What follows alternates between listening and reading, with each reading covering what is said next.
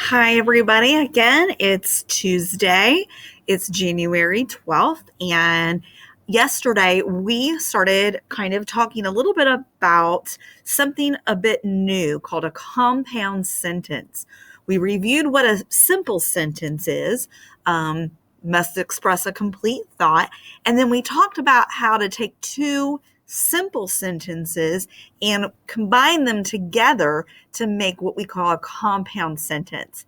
And we do that by using what we call a conjunction. It's called a coordinating conjunction. And I'm going to, first of all, today show you a little bit more about those conjunctions.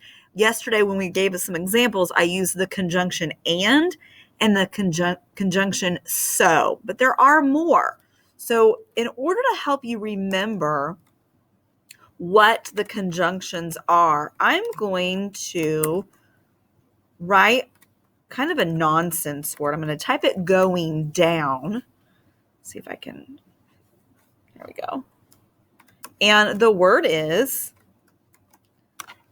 fanboys. Now, that's not really a real word. I know fan is a word and boys is a word, but what in the world is a fanboy? Well, fanboys is just what we call an acronym, and it's a way that you can remember the different conjunctions that we use, okay?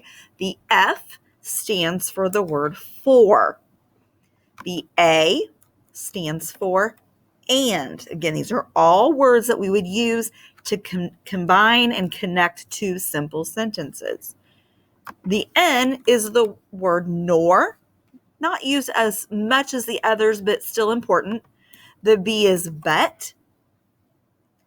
The O is or. The Y is yet. And the S is the word so that we used yesterday.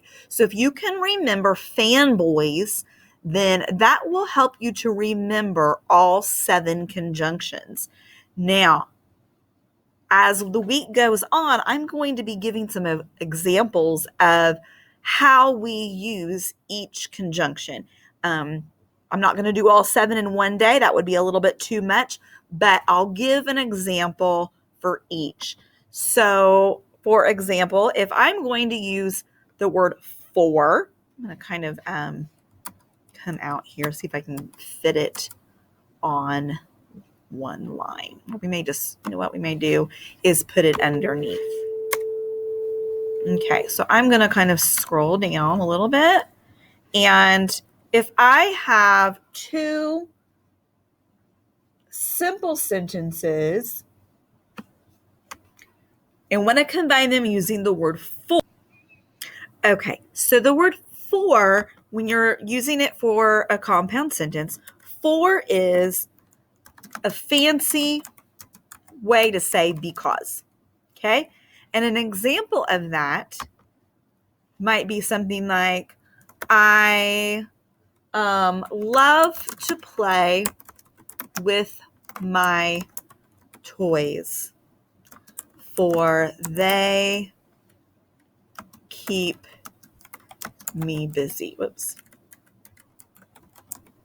Okay, something like that. So instead of saying for, because is not a fanboy, but it's kind of a fancy way to say that. I love to play with my toys because they keep me busy.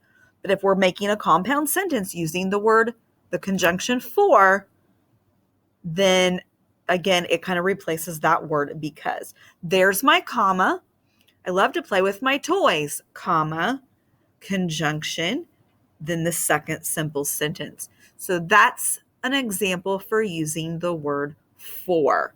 I'm going to come down here. Let's do this. Let's highlight the fanboy for, and we'll